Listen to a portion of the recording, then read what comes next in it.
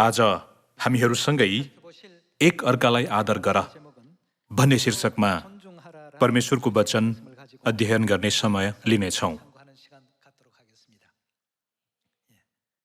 भविष्यमा अनन्त स्वर्गीय घर फर्कँदा हामीहरू एक्कासी आत्मिक शरीरमा परिवर्तन हुनेछौँ नि।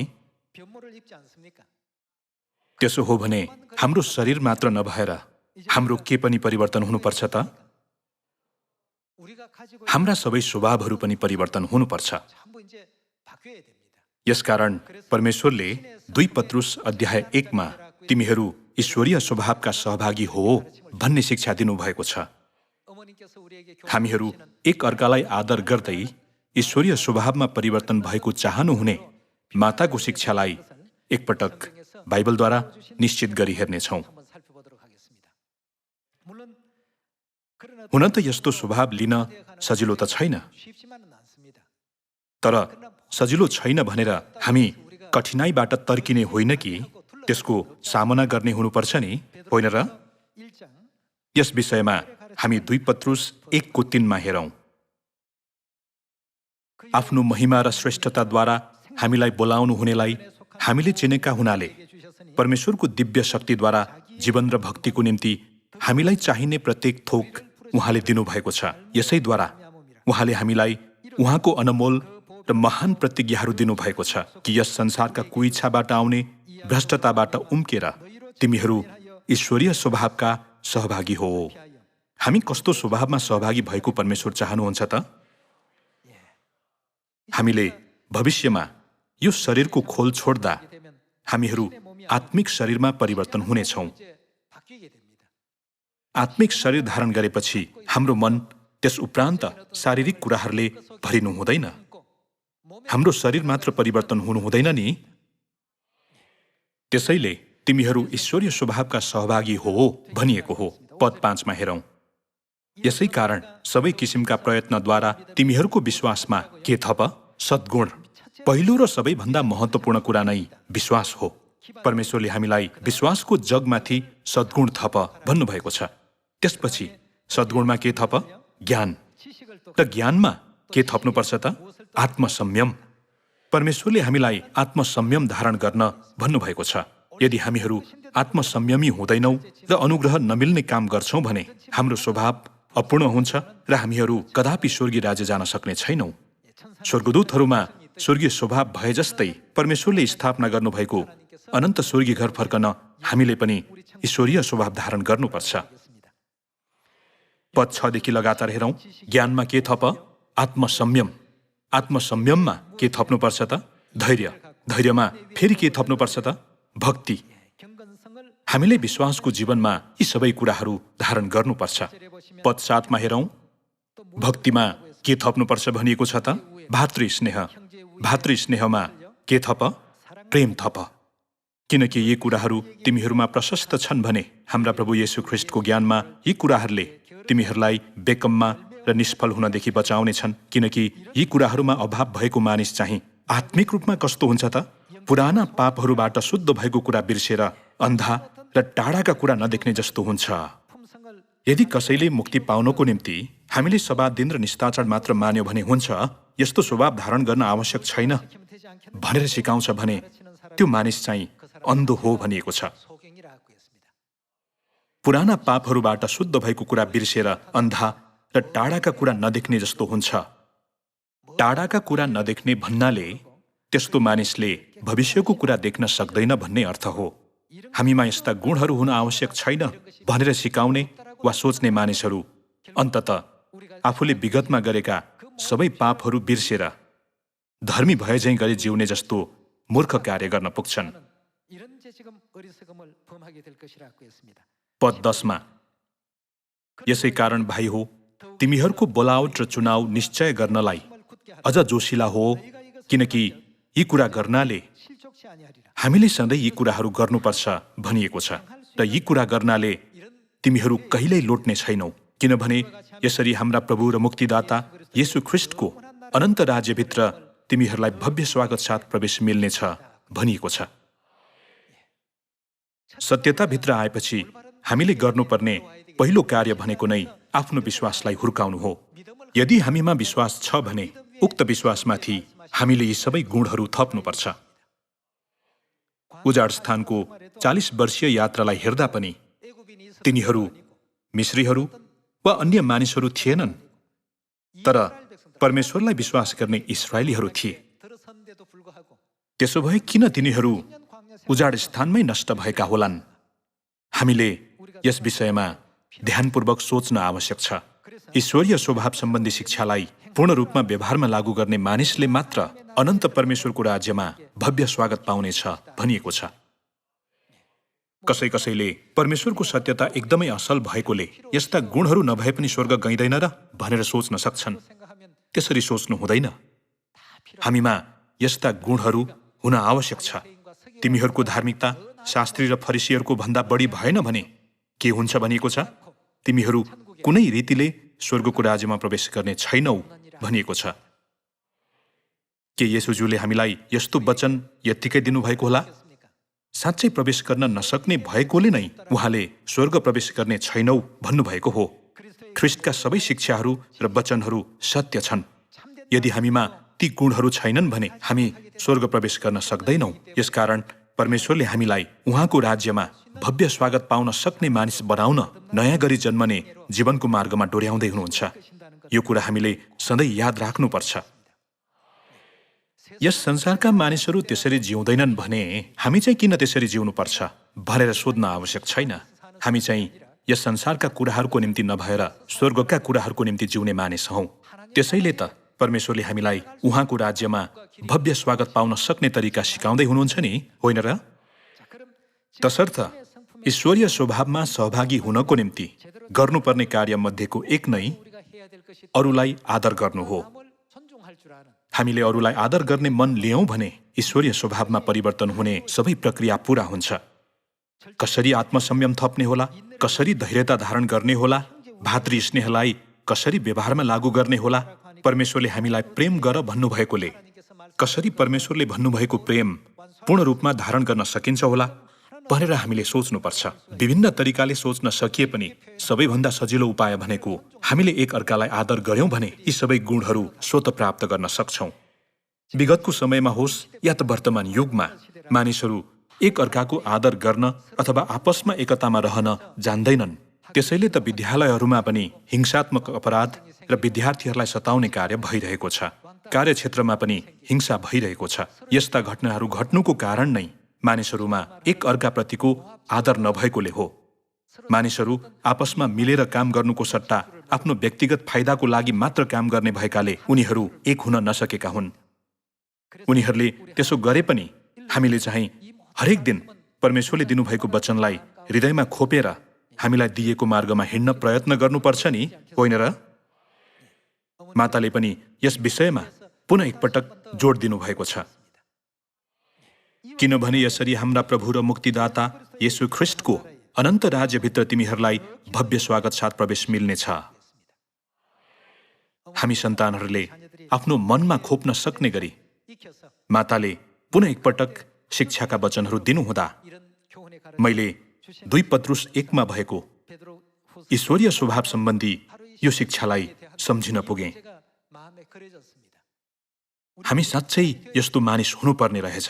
हामीले यसो नगरेसम्म र परिवर्तन नभएसम्म परमेश्वरको राज्यमा प्रवेश गर्न नसकिने भएकोले परमेश्वरले 1 चोटि, 2 चोटि, 3 चोटि, 10 चोटिसम्मै हाम्रो लागि उही शिक्षा दोहोऱ्याउँदै हुनुहुन्छ भन्ने कुरा पुनः एकपटक महसुस भयो।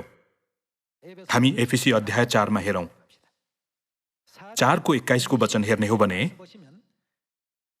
येशूमा भएको सत्यता अनुसार उहाँको विषयमा तिमीहरूले सुनेका र सिकाइएका छौ भनी म ठान्छु।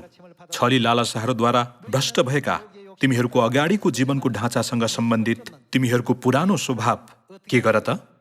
त्याग। विगतमा अरूलाई नोक्सानी भए पनि आफू चाहिँ कसरी खुसी हुन सक्छु होला भन्ने किसिमको ईर्ष्यापूर्ण भाव लिएर संसारको पछि लागेका थियौं भने पनि अब चाहिँ हामीले आफ्नो पुरानो स्वभाव त्याग्नुपर्छ र आफ्नो भित्री वर्तावमा नयाँ हो र परमेश्वरको स्वरूपमा साँचो धार्मिकता र पवित्रतामा सृष्टि भएको नयाँ स्वभावलाई धारण गर। पद 25 देखि परमेश्वरले हामीलाई नयाँ स्वभाव धारण गर्ने तरिका सिकाउनु भएको छ। यो वचनलाई ध्यानपूर्वक हेर्दै ईश्वरीय स्वभावमा सहभागी भएर परमेश्वरको राज्यमा भव्य स्वागत प्राप्त गर्न सक्ने सियोनका परिवारहरू हौं। पद 25 मा हेरौं, यसकारण झुट त्यागेर हरेकले आफ्नो छिमेकीसँग सत्य बोल, किनकि हामी एउटै शरीरमा एक अर्काका अङ्गहरू हौं। क्रोध गर तर पाप नगर, घाम अस्ताउन अघि नै तिमीहरूको रिस मरोस् र दियाबलसलाई मौका नदेऊ। चोर्नेले अबौसो नचोरोस्, बरु उसले परिश्रम गरोस्, उसले आफ्नो हातले इमानदारी साथ परिश्रम गरोस् र खाँचोमा परेकाहरूलाई दिन सकोस्। अबौसो नगरोस् भन्नाले अब पश्चाताप गरेर आफ्नै हातले इमानदारी साथ परिश्रम गरी खाँचोमा परेकाहरूलाई देओस् भन्ने अर्थ हो। तिमीहरूका मुखबाट कुवाक्य के भनेको छ? ननिस्कोस्। अरूलाई चोट पुर्याउने र अरूको अनादर गर्ने त्यस्ता बोलीहरू तिमीहरूको मुखबाट ननिस्कोस् भनिएको छ। तर समय सुहाउँदो र सुधार गर्ने मिठो वचन मात्र बोल्ने गर, जसबाट सुन्नेहरूलाई के मिलोस् त? अनुग्रह मिलोस्। अनि परमेश्वरका पवित्र आत्मालाई दुखित नतुल्याओ, जसमा उद्धारका दिनको निम्ति तिमीहरू छाप लगाइएका छौ। सबै तितोपना, क्रोध र रिस, होहल्ला र निन्दा, सबै किसिमका डाहा समेत तिमीहरूले के गरिदेऊ? त्यागिदेऊ। हामीले यी सबै कुरा त्याग्नुपर्छ। हामीले विगतमा लिएका खराब स्वभावहरू सबै त्याग्नुपर्छ। पद 32 मा हेरौं, जसरी परमेश्वरले ख्रिस्टमा तिमीहरूलाई क्षमा गर्नुभयो, त्यसरी नै एउटाले अर्कालाई क्षमा गरेर तिमीहरू एक अर्काप्रति कोमल मनका र दयालु हो। हामीहरू जान लागिरहेको स्वर्गदूतको अनन्त संसार किन अद्भुत ठाउँ हो भन्ने कुरा हामीले यो वचनबाट बुझ्न सक्छौं। स्वर्गदूतको संसारमा भएका सबै स्वर्गदूतहरू र स्वर्गीय प्राणीहरूमा यस्ता गुणहरू छन्।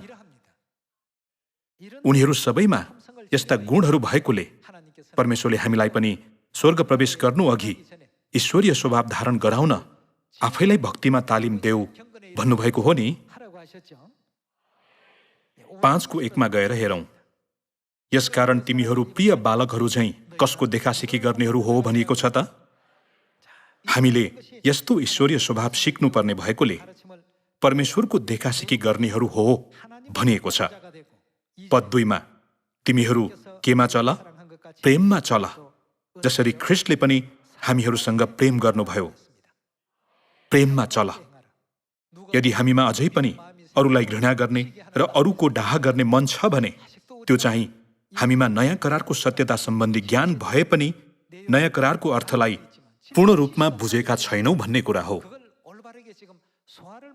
अनि खानेकुरा मुखमा हाले पनि त्यसलाई निल्न नसक्नु जस्तै हो। परमेश्वरले हामीलाई यी कुरा व्यवहारमा लागू गर्न भन्नुभएको छ। तिमीहरू प्रेममा चल, जसरी ख्रिस्टले पनि हामीहरूसँग प्रेम गर्नुभयो र परमेश्वरको निम्ति सुगन्धित भेटी र बलिदान भएर आफैलाई हाम्रा निम्ति अर्पण गर्नुभयो। पद 3 मा तर तिमीहरूका बीचमा व्यभिचार र सारा अशुद्धता अथवा लोभको नाउँ समेत नलियोस्, जो सन्तहरूका बीचमा हुन सुहाउँदैन। कुनै अश्लील कुरा, मूर्ख बातचित अथवा बेफाइदाको ठट्यौली नगर्नु यी सुहाउने कुरा होइनन्, तर बरु के होस्? धन्यवाद दिने काम होस्। किनकि यो त तिमीहरू निश्चय नै जान कि कुनै व्यभिचारी कि अशुद्ध मानिस अथवा लोभी मानिसलाई जो मूर्ति पूजक हो, ख्रिस्ट र परमेश्वरको राज्यमा कुनै उत्तराधिकार छैन। हामीले यस्ता व्यर्थका कुराहरू सबै त्यागेर परमेश्वरले 2 पत्रुस अध्याय 1 मा सिकाउनु भए जस्तै ईश्वरीय स्वभावमा सहभागी हुने विश्वास लिएर त्यसमा आत्मसंयम, धैर्य, भातृस्नेह र प्रेम थप्नुपर्छ। हामीहरू हरेक पक्षमा बिस्तारै बिस्तारै परिवर्तन हुँदै जानुपर्छ। पद 6 मा कसैले तिमीहरूलाई खोक्रा कुराले धोका नदियोस्, किनकि ती कुराको कारणले अनाज्ञाकारीहरूमाथि परमेश्वरको क्रोध पर्छ। यसकारण तिनीहरूसँग सहभागी नहो, किनकि एकपल्ट तिमीहरू अन्धकार थियौ, तर अब प्रभुमा तिमीहरू उज्यालो भयौ। ज्योतिका सन्तान झैं हिँडडुल गर। पद 9 मा किनकि सबै भलाइ, धार्मिकता र सत्यतामा नै ज्योतिको फल पाइन्छ र प्रभुलाई मनपर्ने के हो सो सिक्ने कोसिस गर। अन्धकारका निष्फल कार्यहरूमा भाग नलेऊ, बरु तिनलाई अर्थात् अन्धकारका कार्यहरूलाई प्रकट गरिदेऊ। अब हामीहरू अलिअलि गर्दै परमेश्वरभित्र बास गर्न जान्ने हुनुपर्छ। हामीहरू एक अर्कालाई आदर गर्ने र आफूलाई भन्दा पनि अरूलाई श्रेष्ठ ठान्ने स्वर्गीय परिवारका सदस्यहरू हुनुपर्छ। रोमी 12:8 वचनसँगै हेरौँ। अर्ती दिनेले अर्ती दिने काममा, दान दिनेले उदार चित्तले, शासन गर्नेले दत्तचित्त साथ, कृपाको काम गर्नेले खुसीसित, प्रेम निष्कपट होस्। जुन कुरा खराब छ त्यसलाई घृणा गर, जुन कुरा असल छ त्यसमा लागिरहौ। भातृप्रेमसँग एक अर्कालाई प्रेम गर। अनि के गर भनेको छ त? आफूलाई भन्दा बढी अरूलाई आदर गर। अरूलाई आदर गर भन्नुभएको छ। हामीले अरूलाई कसरी आदर गर्नुपर्छ त? आफूलाई भन्दा बढी अरूलाई आदर गर भनिएको छ। हामीले फलानु मभन्दा कमजोर भएकोले उसले मबाट सिक्नुपर्छ भनेर सोच्नु हुँदैन। हामी सबैजना स्वर्ग जाने सन्तानहरू हौं। लगातार पद 10 देखि हेरौँ। भातृप्रेमसँग एक अर्कालाई प्रेम गर, आफूलाई भन्दा बढी अरूलाई आदर गर, जोसमा पछि नहट, पवित्र आत्मामा प्रज्वलित हो, प्रभुको सेवा गर्दै रहो, आफ्नो आशामा आनन्द गर, सङ्कष्टमा धैर्य धारण गर, प्रार्थनामा निरन्तर लागिरहौ, सन्तहरूको खाँचोमा सहायता देऊ, अतिथि सत्कार कायम राख, तिमीहरूको खेदो गर्नेहरूलाई आशीर्वाद देऊ, नसराप, आनन्द गर्नेहरूसँग आनन्द गर, रुनीहरूसँग रो, एकअर्कासँग मिलेर बस, अभिमानी नहो तर नम्रहरूसँग सङ्गत गर, कहिल्यै अहङ्कारी नहो, कसैलाई खराबको सट्टा खराब नगर, जुन कुरा सबै मानिसहरूका दृष्टिमा आदरणीय छ तिनमा ध्यान देऊ, हुन सक्छ भने सकेसम्म सबैसँग कसरी बस त? शान्तिमा बस। परमेश्वरले हामीलाई एकअर्कासँग मिलेर शान्तिमा बस भन्नुभएको छ। पद 19 प्रिय हो, आफैले कहिल्यै बदला नलेऊ, तर परमेश्वरको क्रोधमा छोडिदेऊ, किनभने लेखिएको छ, बदला लिने काम मेरो हो, म नै बदला लिनेछु, परमप्रभु भन्नुहुन्छ। यो चाहिँ व्यवस्था अध्याय 32 दिनुभएको वचन हो नि। बरु तिम्रो शत्रु भोकाएको छ भने त्यसलाई खुवाऊ, त्यो तिर्खाएको छ भने त्यसलाई पानी देऊ। त्यसो गर्नाले तिमीले त्यसको टाउकोमा आगोको भुङ्रो थुपार्नेछौ। खराबीबाट पराजित नहो, तर खराबीलाई भलाइले जित। हामी सियोनका परिवारहरूले यस किसिमको विश्वासको बाटो हिँड्नुपर्छ। यो कुरा थाहा भए तापनि व्यवहारमा लागू गर्न चुक्नु हुँदैन। तर बाइबलमा दिइएका सबै शिक्षाहरू परमेश्वरका आज्ञाहरू हुन् भनेर सोच्नुपर्छ। त्यसो भए हामीले कसो गर्नुपर्छ त? हामीले आफूलाई भन्दा बढी अरूलाई आदर गर्नुपर्छ। दाजुभाइ तथा दिदीबहिनीहरू, मानौ एउटा परिवारमा 3 जना सन्तानहरू छन्। कान्छी चाहिँ दाई दिदी जस्तो चलाक र सामाजिक स्वभावकी छैनन्। त्यसो हो भने एकदमै प्रतिभाशाली जेठी दिदीले आफ्नी कान्छी बहिनीलाई तिमी किन यति मूर्ख भएकी भनेर भन्छिन् होला त? उल्टै कसो गर्छिन् होला? अरूहरूले उनको बारेमा नराम्रो भने पनि जेठी दिदीले चाहिँ अझ सान्त्वना र प्रोत्साहन दिँदै आफ्नी कान्छी बहिनीले राम्ररी गर्न सक्ने गरी ढोर्याउँछिन् नि, होइन र?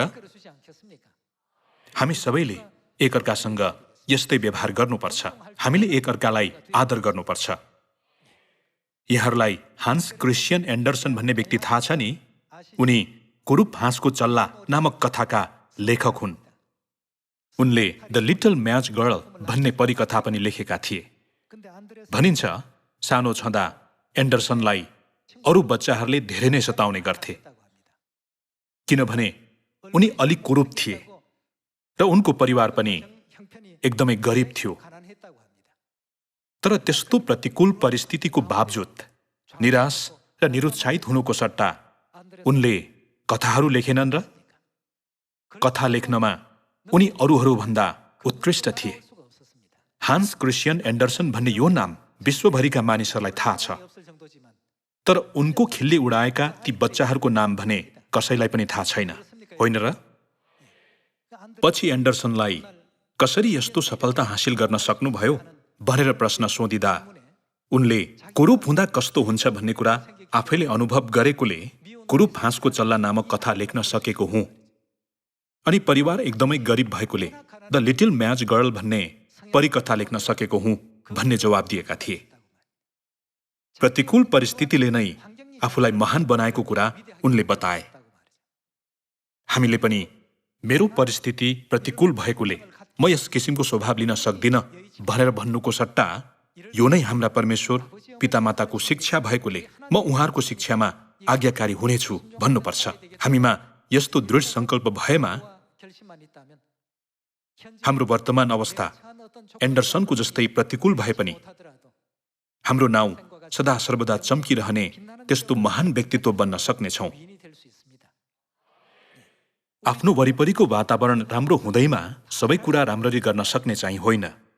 दाजुभाइ तथा दिदीबहिनीहरू, न्युजिल्यान्डमा किवी नाम गरेको चरा छ। तिनीहरूको पखेटा त हुन्छ, तर पखेटा भए पनि तिनीहरू उड्न भने सक्दैनन्। न्युजिल्यान्डमा भएका किवी चराहरूको कुनै प्राकृतिक शत्रु हुँदैन। किवीहरू चिल जस्ता शिकारी पन्छीको प्रजाति भएकोले होइन कि तिनीहरूको कुनै प्राकृतिक शत्रु नै नभएकोले तिनीहरू उड्न सक्दैनन्। तिनीहरूको आहारा आसपासमै हुने भएकोले तिनीहरूले आफ्नो टाउको मात्र घुमायो भने हुन्छ। त्यसैले तिनीहरू आहारा खोज्नको लागि उड्न भन्दा पनि हिँड्न मन पराउँछन्। यसरी तिनीहरूले चराको आफ्नो मूल भूमिका गुमाएका छन् र तिनीहरूमा पखेटा भए तापनि त्यसलाई उड्नको लागि प्रयोग गर्न सक्दैनन्। यो कति विडम्बनाको कुरा हो।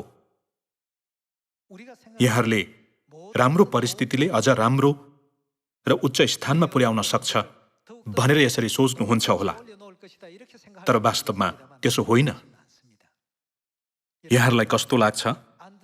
एन्डरसन रूपवान थिएनन् र उनी गरिब परिवारमा जन्मेका थिए, तर उनमा लेख लेख्ने अत्यन्तै राम्रो प्रतिभा थियो। उनी पछि गएर एक विश्व प्रसिद्ध लेखक बनेनन् र केही शताब्दी बितिसक्दा पनि उनी अझै प्रसिद्ध छन्। मानिसहरूले एन्डरसन भन्ने नाम सुन्ने बित्तिकै उनी त कुरूप हाँसको चल्ला नामक कथाका लेखक होइनन् र उनी द लिटल म्याच गर्ल भन्ने परिकथा लेखेका एक प्रसिद्ध लेखक हुन् भन्ने गर्छन्। उनको नाम सबैलाई थाहा छ, तर उनको खिल्ली उडाएका ती बच्चाहरूको नाम जोन हो कि पल हो कसैलाई पनि थाहा छैन, होइन र? हामीलाई ईश्वरीय स्वभावमा सहभागी गराउन कहिलेकहीँ परमेश्वरले हामीलाई विभिन्न गाह्रो अवस्थामा राख्नुहुन्छ। हाम्रो वरिपरि हेर्ने हो भने यो पापमय संसारमा राम्रो कुरा मात्र बोल्ने मानिस छैन। कहिलेकहीँ मानिसहरूले हामीलाई एकदमै रिस उठ्ने गराउन पनि सक्छन्, तर हाम्रो वरिपरि यस किसिमका अवस्थाहरू भए पनि परमेश्वरले हामीलाई अनन्त स्वर्गीय राज्य प्रवेश गर्ने त्यो दिनसम्म विश्वासलाई कायम राख्नको निम्ति आफूलाई भन्दा बढी अरूलाई आदर गर, आपसमा इमान्दार हो र दाजुभाइलाई प्रोत्साहन देऊ भन्नुभएको छ। यहाँहरूले राजहंसको बारेमा सुन्नुभएको छ नि? भनिन्छ यदि एउटा राजहंसलाई अरू सँगसँगै जान गाह्रो भयो भने अरू दुईवटा राजहंस उसको छेउमा गएर पुनः बल प्राप्त नगरुन्जेल उसलाई सहयोग गर्छन्। अनि यदि एउटालाई गोली लाग्यो भने त्यसले अन्तिम सास नल्याउन्जेल अन्य राजहंसहरू उसको छेउमै बस्छन्। जनावरको संसारमा त यस्तो भातृप्रेम र एकता हुन्छ भने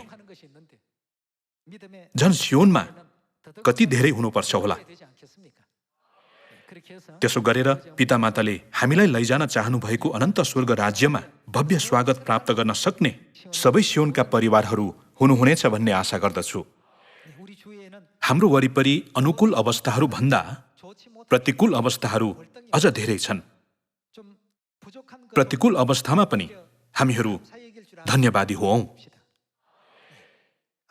एन्डरसनले पनि यदि आफ्नो अवस्था अनुकूल भएको भए आफूले द लिटल म्याच गर्ल अथवा कुरूप हाँसको चल्ला जस्तो कथा लेख्ने विचार नआउन पनि सक्थ्यो भनेका थिए। नराम्रो परिस्थितिले हामीलाई गलत कार्य गर्न लगाउने होइन कि नराम्रो परिस्थिति भए पनि त्यसबाट केही हासिल गर्न आफूलाई अभिप्रेरित गराउनु चाहिँ अझ महत्त्वपूर्ण कुरा हो जस्तो लाग्छ। त्यसैले परमेश्वरको राज्यमा भव्य स्वागत प्राप्त गर्नको निम्ति अघि दिनुभएको वचन जस्तै हामीले भातृप्रेमसँग एक अर्कालाई प्रेम गर्नुपर्छ र आफूलाई भन्दा बढी अरूलाई आदर गर्नुपर्छ। सबैभन्दा पहिला यो शिक्षालाई व्यवहारमा लागू गर्न प्रयास गर्नुपर्छ। यसमा हामीलाई ईश्वरीय स्वभाव धारण गर्न मद्दत पुर्याउने थुप्रै कुराहरू समावेश छन्। एक अर्कालाई आदर गर र एक अर्काको हेरचाह गर। हामीहरू एन्डरसन, तिमी एकदमै कुरूप र बेकामका छौ भनेर यसरी भन्ने मानिस हुनु हुँदैन। बरु एन्डरसन, तिमीसँग लेखद्वारा धेरै मानिसहरूलाई शिक्षा दिन सक्ने ठूलो प्रतिभा छ। यसलाई तिमीले सदुपयोग गर्नुपर्छ। त्यसो गर्यौ भने तिमी धेरै मानिसहरूबाट आदर पाउने व्यक्ति बन्न सक्छौ भनेर यसरी भन्न सक्ने हामीहरू हुनुपर्छ। यो नै पितामाताले चाहनु भएको सियोनको स्वरूप हो। तसर्थ हामीहरू भातृप्रेमसँग एक अर्कालाई प्रेम गर्ने, आफूलाई भन्दा बढी अरूलाई आदर गर्ने, जोसमा पछि नहट्ने अनि पवित्र आत्मामा प्रज्वलित भई परमेश्वरको सेवा गरिरहने हुनुपर्छ। स्वर्ग पुग्ने अन्तिम क्षणसम्मै परिश्रमका साथ दौडिनको निम्ति सबैलाई अनुरोध गर्दै आजको प्रवचन समाप्त गर्दछु। धन्यवाद।